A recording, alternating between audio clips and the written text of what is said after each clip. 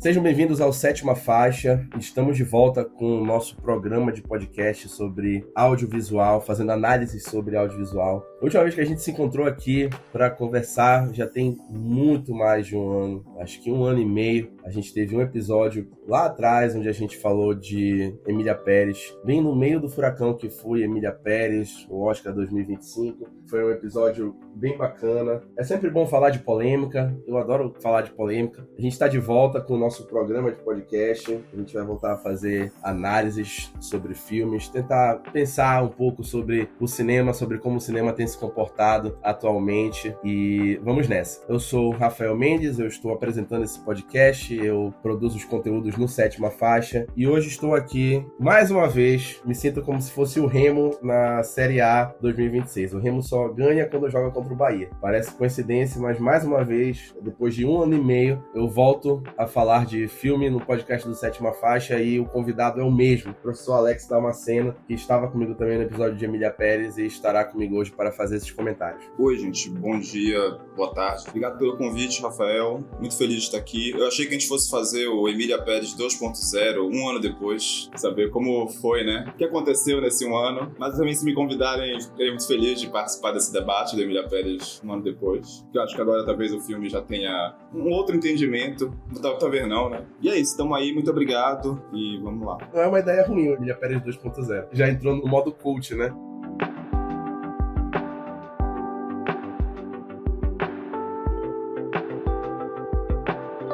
Hoje a gente vai falar sobre Justiça Artificial. É um filme, assim, muito incomum pra gente conversar sobre, mas é uma conversa que vai render um papo legal, que é o mais recente filme do diretor Timo Bekmambetov, e que foi lançado recentemente no cinema. Começo do ano, começo de 2026, saiu no cinema. Ficou pouco tempo no cinema por conta das críticas que foram negativas e da bilheteria que também não foi agradável, e logo chegou na Prime Video para ser assistido pelos assinantes da Prime Video. Esse filme, ele é estrelado pelo Chris Pratt e pela Rebecca Ferguson, e ele entra num contexto de uma realidade ali, onde num futuro distópico a gente tem um sistema de justiça que é muito rápido, muito ágil e muito eficiente, onde qualquer crime é resolvido em imediatos 90 minutos depois da execução do crime, da descoberta do crime, da prisão do acusado. E aí ele tem 90 minutos para comprovar se ele é inocente ou se ele é culpado perante um juiz de inteligência artificial. E aí a gente tem esse protagonista, que é o Chris Pratt, que ele é o detetive da polícia, que se vê nesse meio de ter que provar sua inocência quando é acusado de assassinar a sua esposa. E a juíza que está julgando ele, que é a juíza de inteligência artificial, é a Rebecca Ferguson. O porquê que a gente está falando desse filme? Esse filme, ele entra num conceito que a gente pode chamar de Screen Life. E aí não é coincidência eu ter trazido o Alex aqui pra gente falar sobre isso, porque o Alex, ele já pesquisou e tem uma pesquisa sobre Screen Life. Então, antes da gente seguir na análise do filme, eu queria passar a palavra para o Alex explicar do que se trata o Screen Life, por que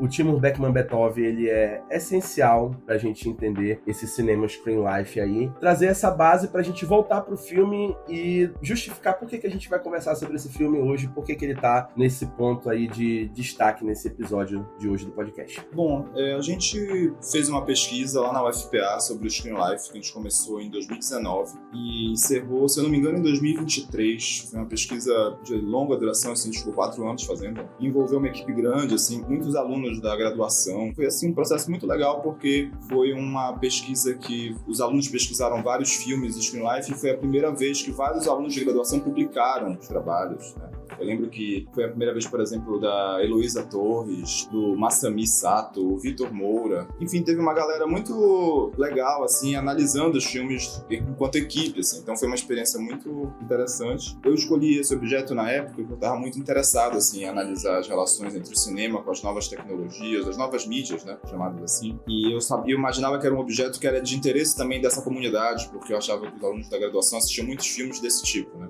O Screen Life, como a gente define, esse é um termo que é cunhado pelo próprio Beckman Beethoven, né? Embora ele não seja o criador desse tipo de filme, a gente tem vários filmes anteriores aos filmes dele, mas a gente define como Screen Life, ou como Screen Movie, ou como Desktop Movie, os filmes que são ambientados em telas de computador. Então eles são, às vezes inteiramente, às vezes quase todo, às vezes uma parte. Eles constroem o mundo diegético por meio de uma apresentação das interfaces gráficas do usuário. E aí a gente vê apenas a interface, a encenação é feita por meio dos movimentos nessa interface, como o movimento de um cursor, de uma janela, às vezes por movimentos corporais, mas só dados pela própria interface, com o uso das webcams. Então não tem aquela câmera daquele observador onipresente, cinematográfico, que a gente vê os sujeitos através da câmera, né? A câmera ela é parte de uma tela e a gente vê essa tela. Embora também seja uma observação nossa, enquanto espectador, ideal dessa tela, porque não é que seja uma tela filmada, né? Como se a gente tivesse acesso direto ao software, sem a mediação do hardware. É um fenômeno bem interessante, assim, e bem cinematográfico. A gente pesquisou vários filmes desse formato, e o Beckman Beethoven foi importante porque ele popularizou o formato. Então, o primeiro filme a fazer grande sucesso de bilheteria desse formato é o Amizade Desfeita, que é um filme produzido por ele, pela empresa dele, né, na época. O Beckman Beethoven vinha de uma trajetória, assim, de filmes de médio alto orçamento em Hollywood, e aí, de repente, ele faz um filme de baixíssimo orçamento, que é o Amizade Desfeita, e o filme bomba, né? Faz um grande sucesso. Nas salas de cinema, o que é curioso, né, esse efeito. Eu não vi no cinema na época, mas é um efeito muito curioso tu ver a interface na sala, né, no cinema. E aí ele começa a fazer filmes assim, ele se toca que esse é o caminho, né, pra ele, enfim, ganhar dinheiro em Hollywood. Na época do Amizade Desfeita, ele faz um manifesto também, quase na mesma época do lançamento. E aí é uma busca dele também de ser autor dessas obras e meio que conduzir como essas obras devem ser. O manifesto, assim, é super arbitrário, ele coloca regras de como os filmes devem ser. Por exemplo, o filme só pode ser ambientado em um computador, não pode ser ambientado em dois. O filme não pode ter corte, não pode ter um plano detalhe da tela. A tela tem que se manter um panorama. Tipo, não pode ter música que não seja diegética, que venha do próprio computador. Ou seja, para ter trilha sonora, trilha musical, o cara tem que abrir o Spotify.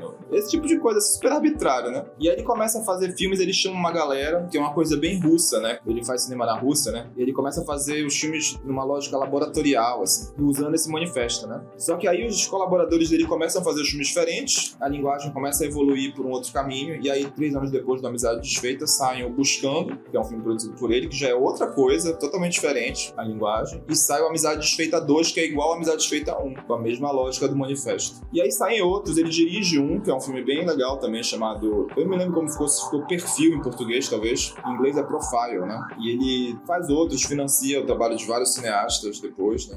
O Profile é um filme bem interessante também. E é um filme lançado no Festival de Berlim, ou seja, ele tenta tirar um pouco também da coisa do cinema comercial, jogar para o cinema de festival. E é isso, ele continua, né, nessa trajetória. O Justiça Artificial, eu diria assim, é um filme que tem vários elementos do Screen Life, mas é ele abrindo para coisas que ele não fazia antes, né, misturando com esse cinema mais tradicional. Já tem ali uma mistura, tem uma coisa meio found footage também, né. Enfim, é uma obra bem interessante, assim. Essa pesquisa que a gente fez, para quem tiver interesse, a gente publicou muita coisa, assim, sobre... Então tem uma análise que eu fiz sobre a Amizade Desfeita, que está publicada. Tem análise sobre o Buscando, que eu acho que o Darwich escreveu. A gente fez um artigo também que era sobre filmes feitos em tela vertical, tela de celular, screen lives verticais. Tem um trabalho que eu acho que é do Vitor Moura sobre um filme chamado Collingswood Story, que é um filme bem dos primórdios do screen life, assim, que é antes do Beckman Beethoven. Tem um trabalho do Masami que eu acho que é sobre Host, aquele filme que estreou durante a pandemia. A relação da pandemia com o screen life também é uma coisa interessante, né? Porque o mundo passa a ser um grande screen life durante a pandemia e ele meio que potencializa o formato. Enfim, eu acho um tema muito rico, assim, pra gente discutir o contemporâneo, né? Isso só uma introdução, assim, não quero me alongar muito.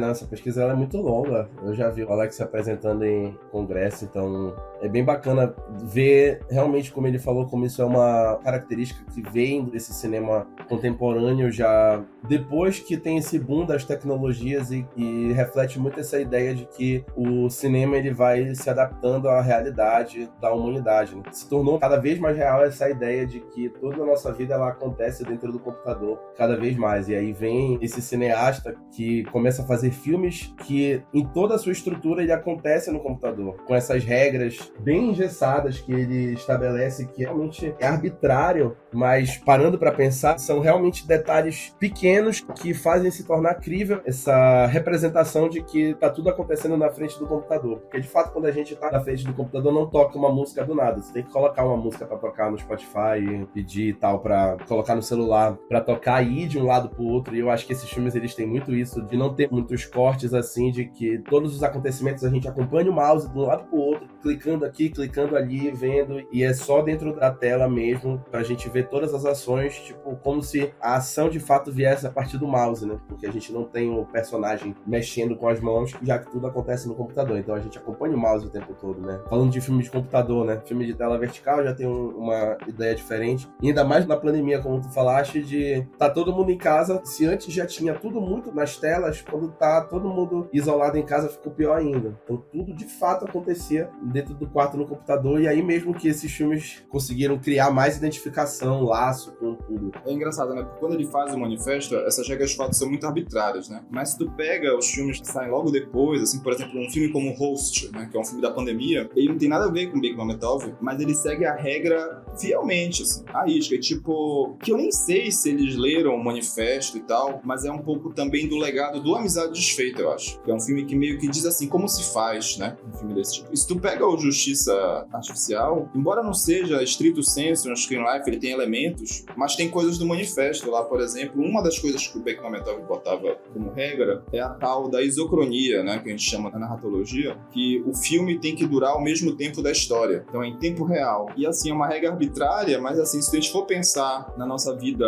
na nossa navegação nesses dispositivos, eles seguem muito essa lógica, né? De um tempo presente, né? Da coisa acontecer no tempo da tela, né? Então ele tenta estruturar as narrativas nesses tempos, assim, que o personagem tem 1h30 na frente da tela. O que vai acontecer?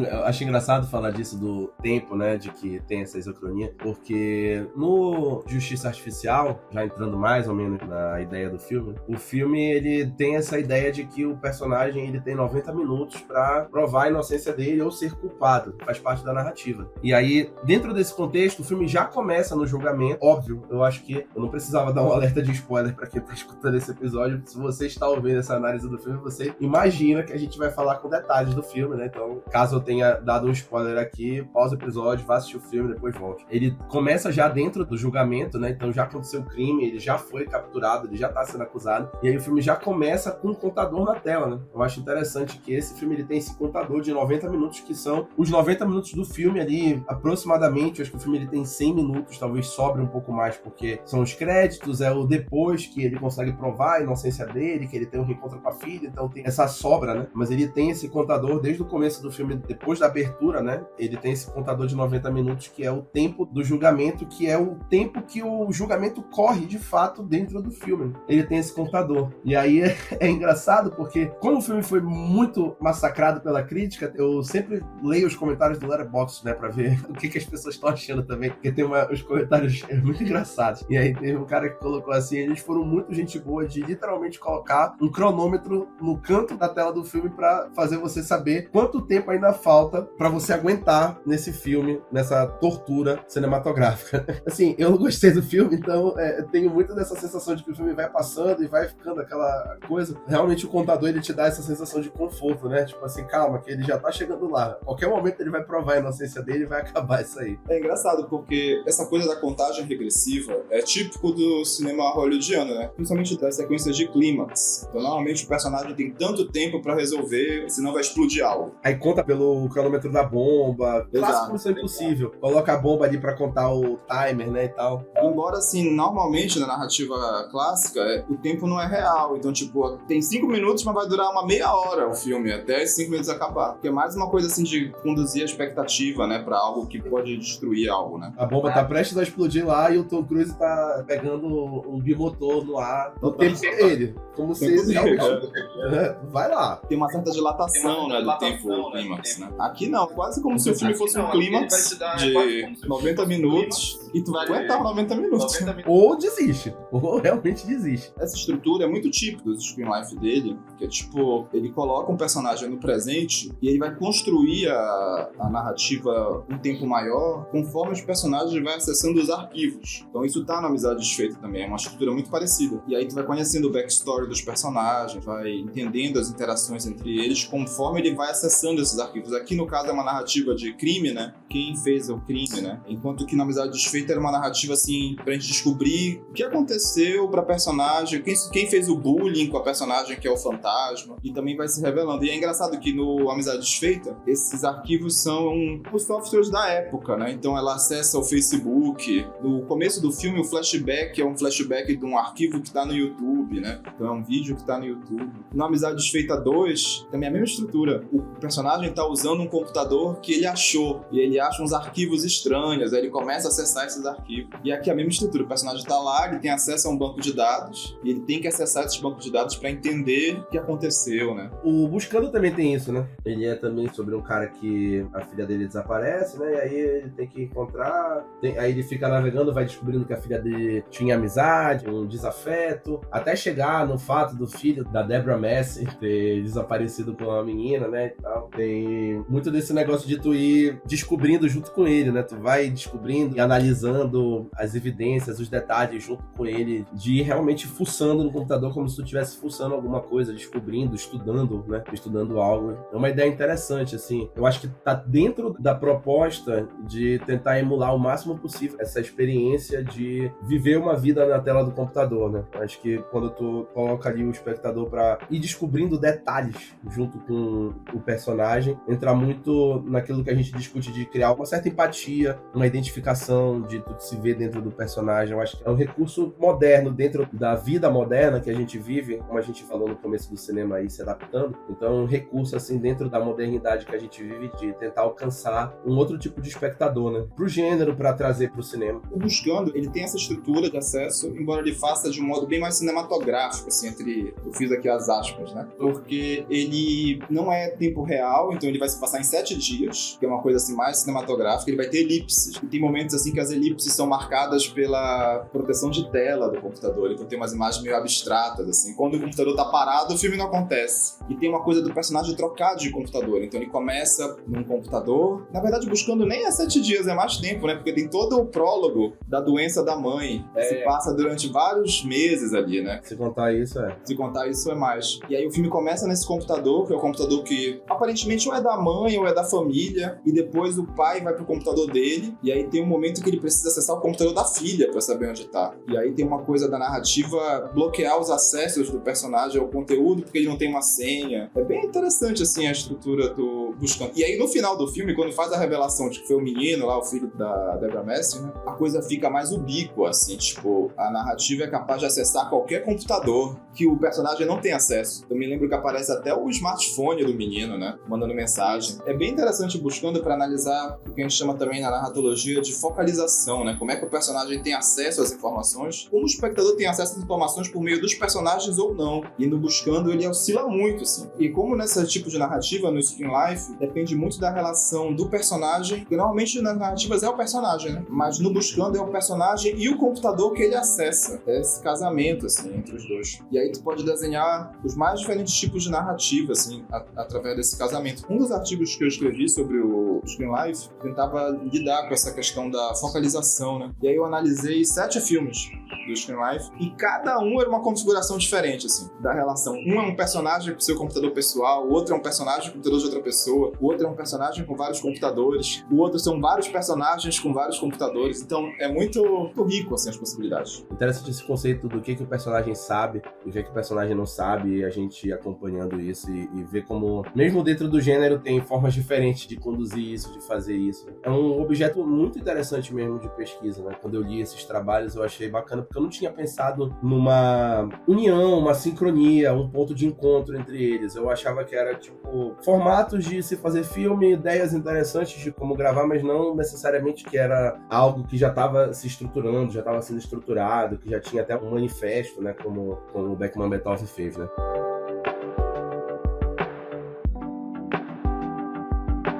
a gente entra no Justiça Artificial, que é o evento mais recente, como a gente tá falando já desde então, que é esse evento mais recente desse Screen Life, que ele tem uns elementos aí que não são muito habituais da gente ver no cinema Screen Life, que era feito antes pela escola do Beckman Beethoven, ou pelo próprio Beckman Beethoven, né, que seja na forma do filme ou na própria escalação do elenco, né. Eu acho que os filmes do Beckman Beethoven, ou que eram produzidos por ele, eram realmente nessa vanguarda de autoria, né, como tu falaste, de tentar colocar ali uma assinatura dele em Hollywood, levar para festivais, talvez, contar com elencos menos conhecidos e fazer com que a força fosse mais na estrutura da narrativa, né, de como ele estrutura a técnica também, né. E aí a gente tem esse trajeto onde ele começa a contar com atores um pouco mais conhecidos, como, por exemplo, no Buscando, a gente já tem o John Cho, a Deborah Messing, aí tem aquele Desaparecida, né, que já tem outros atores que já são um pouco mais famosos também, muito geração Z, né, que é a Storm Reid, que fez Euphoria, fez Esquadrão Suicida. Ele começa aí a navegar um pouco mais em colocar atores um pouco mais conhecidos em Hollywood, das novas gerações, até que ele chega agora no Justiça Artificial e coloca um Chris Pratt, que é uma das epítomes do blockbuster contemporâneo, né, nos últimos 10 anos, desde Guardiões da Galáxia. Ele se tornou ali um dos rostos de blockbuster e até mesmo de blockbuster genérico. O Chris Pratt já fez muito blockbuster genérico na própria Amazon, já fez tanta coisa assim esquecível, né?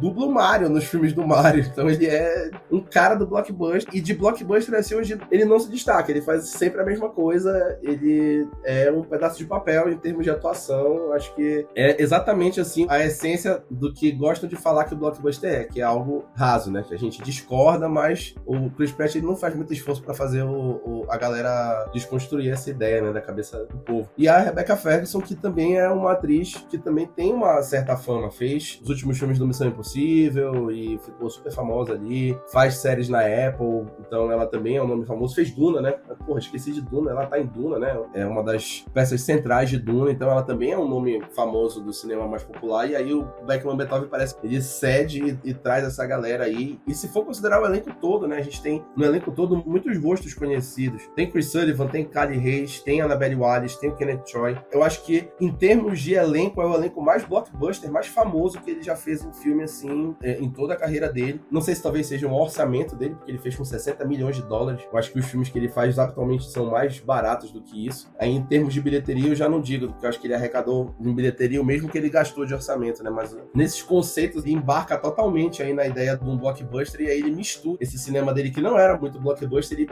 faz um encontro, força um encontro aí. E até na própria estrutura do filme tem uns detalhes que parece que ele cede e abre mão do próprio manifesto, do próprio gesso que ele tinha criado de estruturar filme, ele abre mão disso para fazer esse filme que é mais comercial, com lançamento amplo, com grande estúdio, que depois vai para um grande streaming, né? Porque tem grandes rostos, então tem que ter muita bilheteria aí. Se a gente for ver assim, a trajetória do Beckman Beethoven, os filmes dele, os screenlives que ele fez, em geral são filmes de gênero, assim, né? Então, começa nesse gênero do terror, né? Do horror, que também eu acho que era mais confortável, assim, fazer no começo, porque tinha uma coisa que o horror já lida com essa coisa da tecnologia, do horror tecnológico, né? E do horror das mídias e tal. Então, começa meio nisso. Aí, quando ele chega no... O Buscando já é um thriller, né? Já é um filme de onde ela tá, né? O Perfil já é um filme jornalístico, então ele já começa a experimentar em outros gêneros, né? Aqui, claramente, ele tentando experimentar o Screen Life nesse formato do blockbuster. Acho que essa é a chave. E aí tem que fazer concessões ao blockbuster, porque essa ideia é difícil de estruturar, né? Fazer uma sequência muito espetacular, né? Com as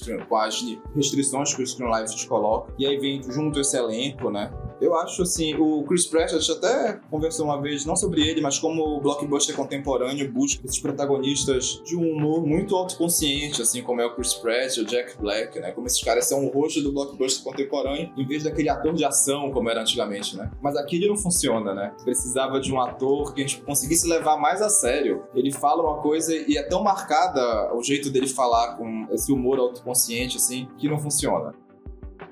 A Rebecca Ferguson eu até acho que funciona, porque ela tem um rosto meio robótico, assim, né, por dizer, uma forma do rosto, né, que eu acho que fica essa coisa meio humana, meio robô. Mas se fosse eu quem dirigisse esse filme, eu teria retirado a imagem da Rebecca Ferguson e colocado numa IA e animaria numa IA. Daria uma coisa mais temática, assim, faria desse jeito. Mas assim, acho que funciona, né, ela funciona bem quanto essa coisa da IA, né. Mas é isso que tu falou, é um filme de blockbuster, tipo, no final tem uma perseguição de carros, né, super difícil de fazer, não me empolga tanto tanto, assim, porque eu acho inferior, assim, em relação aos outros filmes dele, do Screen Life. Eu também acho que tem coerência com a trajetória dele, porque ele nasce, né, nos filmes de blockbuster, o Bekmambetov, então é ele tentando conciliar essas duas tendências, assim. Uma coisa comum dos cineastas, né, como a gente vem falando, né, desse negócio de conciliar uma coisa que ele gosta muito de fazer, mas que parece que não casa muito com o blockbuster, e aí ele tenta, de alguma forma, fazer os dois funcionarem juntos, né. Eu acho que, como a gente pesquisa o Nolan, né, o Nolan, ele teve essa trajetória bem sucedida nesses 20, 25 anos que ele tá em ação, e aí o Bekmambetov, ele tenta fazer a mesma coisa aqui com o Screen Life, que eu acho que é talvez mais difícil do que o Nolan tentou, porque eu acho que o Screen Life, ele tem uma estrutura muito difícil de tu sugar toda pro gênero do blockbuster sem que tu perca alguma coisa, sem que tu tenha que sacrificar alguma coisa no caminho. E o Bekmambetov, assim, ele é um diretor, ele vai pra essa coisa do Screen Life porque ele vê lá uma oportunidade mesmo financeira, um diretor que é dono de uma produtora, ele é um produtor, né? Então, tipo, ele vai produzir esses filmes, né? E assim, quando a Amazon chega com um projeto que vai financiar, tipo, o cara não vai dizer não, né? E aí ele coloca vários elementos dele nesse projeto, assim, né? Tipo, não saberia dizer se ele tem ingerência sobre o cash e tal, porque nesses projetos de blockbuster são mais complexos, né? Sim. Mas eu acho interessante ter muita coisa dele, assim, no filme. Ele consegue colocar coisas que ele traz, né, das obras anteriores. A própria escalação não seja muito da competência dele, mas ainda assim ela compromete total. É muito difícil pra mim querer torcer pro Spratt resolver esse caso e ser inocentado, porque ele não me passa a seriedade necessária, ele não me passa a credibilidade. Eu olho pra ele e vejo o Senhor das Estrelas. É inevitável. É uma transição que eu acho que ele tentou fazer, que não deu muito certo pra sair desse blockbuster cômico pra um blockbuster de ação, e não dá muito certo porque ele não tem esse perfil, e aí ele compromete totalmente esse filme, que já não era algo 100% seguro, né? Fazer esse Justiça Artificial, justamente por conta dessa abertura que o Bekmambetov teve que fazer pra poder entrar no blockbuster com a autoria que ele queria sustentar. Então, o Chris Pratt, ele não ajuda muito nesse processo, e ficar sentado aí nessa cadeira por 90 minutos de frente pra Rebecca Ferguson tentando resolver o negócio realmente não foi uma parada. Pra eles deve ter sido fácil, assim, porque eles devem ter gravado isso em uma semana, né? Senta ali, grava, ganha uma grana, né? A Rebecca Ferguson deve ter gravado as cenas dela em uns 3 dias, porque é o mesmo plano, olhando direto pra câmera. Deve ter sido o paycheck mais fácil da vida dela, né? Rebecca Ferguson não é uma atriz ruim também. Ela é ótima. Ela deve ter feito ali o melhor que ela pôde, né? Ela tá ótima. Aquele filme que eu acho que tu não gosta, da Catherine Bigelow. Casa de Dinamite. Casa de Dinamite, ela tá ótima. Assim. Ela tá boa nesse filme. O filme eu não gosto, mas ela é boa. Eu gosto dela no geral, no que ela faz, eu acho que ela tá sempre boa.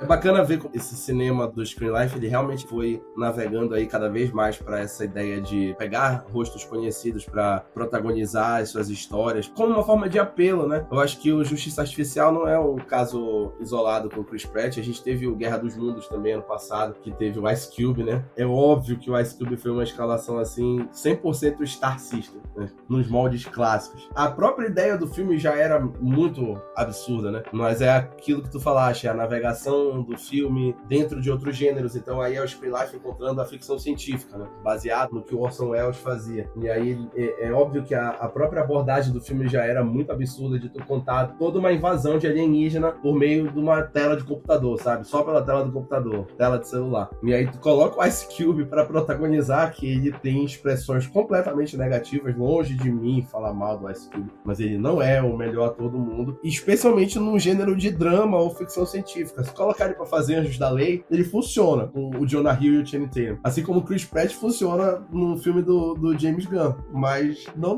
no gênero do Screen Life, né? Não nessa abordagem. Eu acho que a escalação faz toda a diferença pra fazer se tornar também algo tragável nessa experiência que já é muito experimental, né? O Screen Life, por mais que ele esteja há muito tempo, mas ele é uma coisa assim que dentro do cinema ele ainda tá se estruturando, né? É uma coisa assim que tá caindo no gosto do público, que a galera tá se acostumando ainda com a ideia de assistir assistir filmes dentro desse formato de tu assistir tudo na tela, justamente por conta das regras que ele tem, que fogem um pouco do cinema clássico. É isso, cara. Se tu for estruturar o filme inteiro na capacidade do teu ator de reagir com uma câmera na cara dele, ele tem que ser bom, né? E aí eu não sei se esses caras sustentam, assim, né? Não sei se... Eu não vi o filme do Ice Cube. Me disseram que era tão ruim, assim, que eu já tinha terminado a pesquisa, né, do Screen Life. Eu falei, não vou voltar, né? Já fiz minha contribuição. Mas é isso, eu acho que é isso. Fazer um filme que a câmera vai estar o tempo inteiro na cara do ator, o ator tem que ter uma certa versatilidade ali, né? Não é o caso dele. De repente, a Rebecca Ferguson, no lugar do Chris Pratt, renderia mais, sem dúvida. Seria bem mais incrível, né? Deu medo, né, de assistir o Guerra dos Mundos e querer voltar a pesquisar o Screen Life, assim, uma reação, assim, de raiva, né?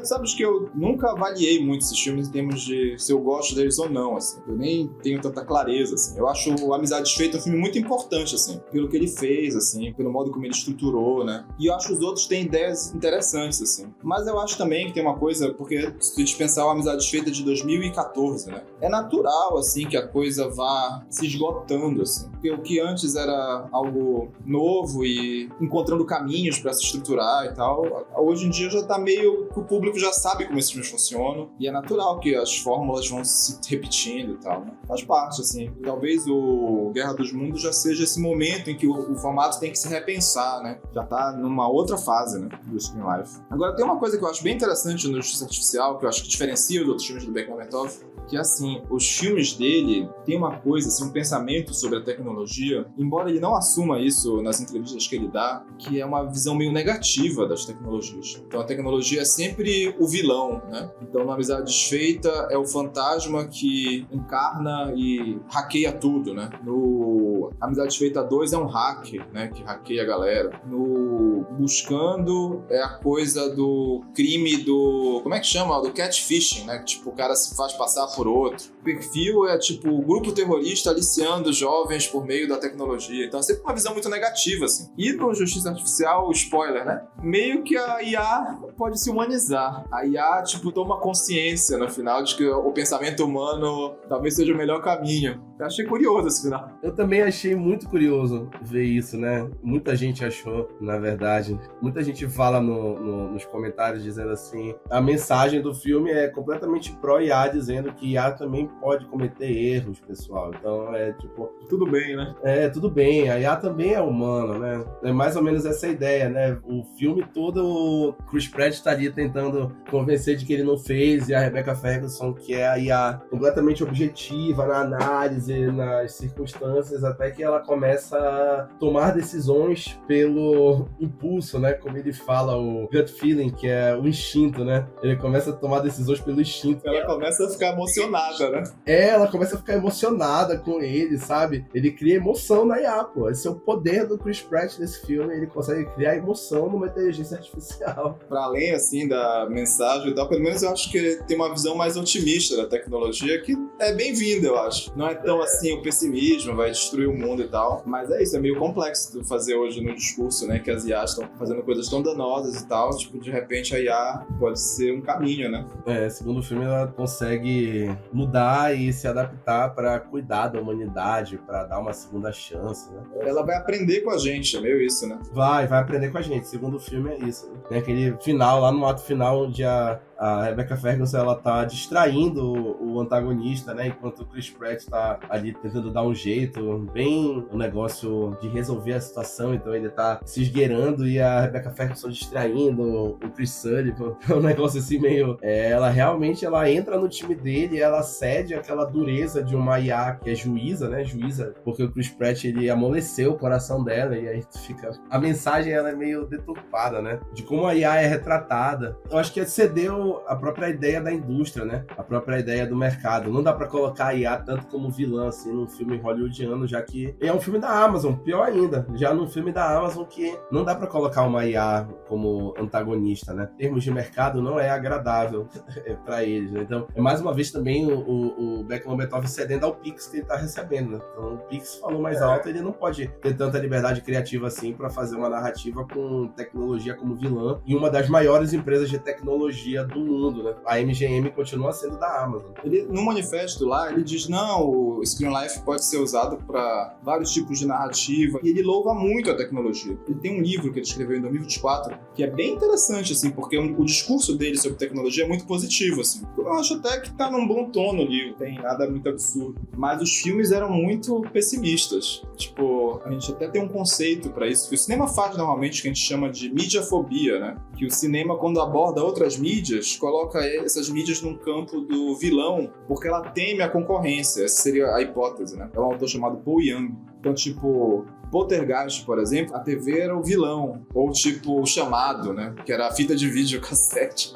Era o vilão do filme. E aí agora vai para esses outros lugares, né? Porque agora o vilão é as novas mídias, é o streaming, tá na internet. E aí tem várias narrativas dessa ciberfobia, assim. Então, e de fato, assim, a gente tem muitos os medos contemporâneos passam por isso, assim. É o medo de ser hackeado, é o medo da privacidade, de ser exposta, né? Tá aí, né? Mas também poderia ter histórias mais... Por exemplo, tu pode fazer um filme de romance, né? Porque hoje as relações amorosas também são mediadas pelas telas, né? Seria interessante fazer outros formatos. Até acho que o Beckman Beethoven experimenta em outros. Mas acho que tem uma mudança aí de discurso que talvez a chave seja esse modo de produção hollywoodiano atravessado pelas big techs. A IA é vilã, mas ela tem um limite, né? Ela também, no final, ela se redime, né? Não é tão ruim. É interessante essa ideia da midiafobia mesmo. A Heloísa pesquisou isso na UFPA, foi o TCC dela, não foi?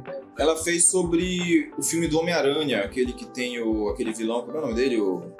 Mistério. Que é isso, tipo... Ele vai usar de um dispositivo midiático, né? Que é aquele negócio do Tony Stark que muda a realidade, cria realidades simuladas. Então é meio assim, é o cinema falando mal da própria computação gráfica como um vilão que conduz a sociedade, sendo que é um filme de blockbuster que vai usar a computação gráfica o tempo todo. Então ela investigava essa contradição do filme, né? Do vilão ser a computação gráfica, sendo um filme de computação gráfica. É uma contradição interessante. Também tá em toda Hollywood. Hollywood sempre tem essas contradições. Parando pra pensar, agora vai ter o Toy Story novo agora em junho, né? O vilão desse Toy Story novo é um tablet de criança, né? Tablet infantil. Sendo que provavelmente o filme foi feito por esses tablets, né? Exatamente, foi animado, finalizado nesses tablets, né? Então é completamente contraditório. O próprio tablet pode servir como uma metáfora dessa midiafobia, né? Dos brinquedos de pano, de acrílico, que são os antigos serem cinema, enquanto cinema é estruturado, né? E o tablet é a modernidade que tá vindo afrontar o próprio TikTok, o tipo de audiovisual que é produzido pro Instagram, pro TikTok, que é as novelas verticais, séries verticais, né? Tem toda uma metáfora nisso também mesmo. É isso, do cinema se sentir, pelo menos a tese do Paul Young é essa, tem uma coisa psicanalítica. Os produtores de Hollywood se sentem ameaçados por essas tecnologias, e aí por isso começam a surgir filmes que colocam essas tecnologias como vilãs, embora Hollywood vá usar delas para fazer seus filmes. É controverso, eu acho, mas é uma boa sacada, eu acho.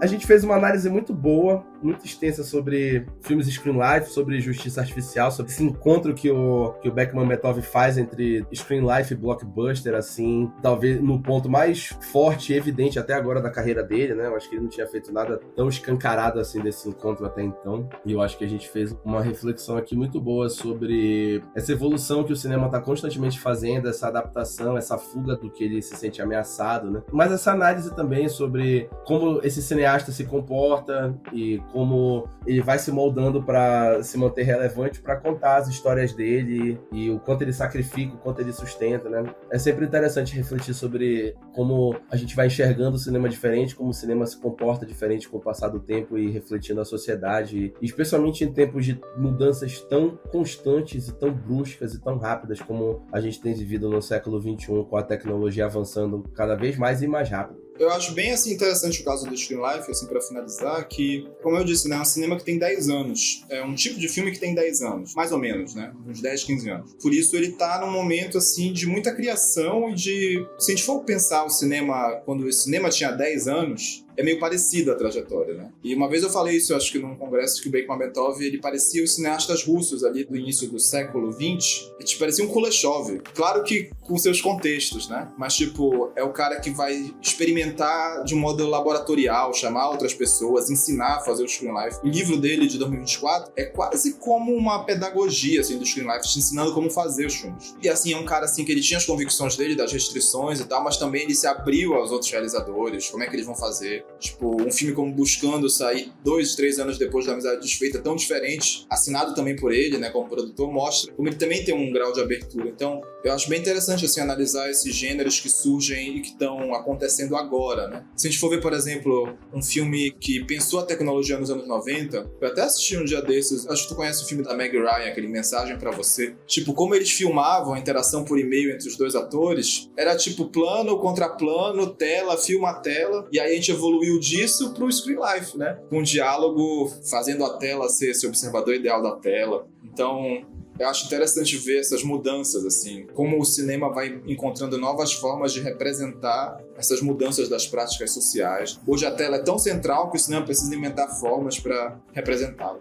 Pra quem nunca viu os filmes do Screen Life, assim, vale muito a pena fazer tipo uma maratona, assim, pegar uns 3 filmes do Bekmambetov. Tem coisa muito interessante. Gostando ou não desses filmes, tem coisas muito interessantes acontecendo neles. Assim. Fica aí a recomendação pra assistir esses filmes aí do Bekmambetov pra entender aí como é que o cinema enxerga essas tecnologias e a nossa relação com tecnologia também, né, enquanto humanidade. Obrigado, Alex, por topar aqui participar mais uma vez do podcast. Meu único convidado até agora. Um dia alguém mais vai aceitar participar. Eu não convidei mais ninguém. Calma, eu não convidei mais ninguém. Obrigado por topar, vir conversar, por sempre participar dessas discussões e falar sobre as tuas pesquisas, falar sobre cinema e engajar, né? Te agradeço muito. E para vir também falar um pouco sobre essa pesquisa que tu coordenaste e desenvolveste na UFPA sobre o cinema Screen Life, que é bem interessante para ter essa ótica. Te espero em breve para a gente falar sobre outros assuntos quando vier, outros filmes, ou talvez Emília Pérez 2.0. Vou amadurecer aí a ideia desse episódio. Não descartei. Obrigado, Rafael, que eu agradeço. Qualquer coisa, sempre pra mim é um prazer discutir cinema. E é isso, tamo aí. E também quem tiver interesse, procure aí os textos, nossa pesquisa. A gente publicou em vários lugares, várias revistas, mas quem colocar Screen Life no Google Escola vai aparecer várias coisas que a gente produziu. Então é isso, muito obrigado. E obrigado também para todo mundo que escutou e todo mundo que acompanhou até aqui. A gente está produzindo aí conteúdos sobre cinema, televisão, audiovisual no Sétima Faixa, textos, rios, podcasts agora de novo. Então fiquem ligados em tudo que a gente estiver produzindo e se tiverem sugestões, quiserem coisas que a gente discuta por aqui, que faça análises, deixa aí nos comentários pelo Instagram, segue a gente no Instagram, @sétimafaixa, e a gente se vê na próxima. Tchau!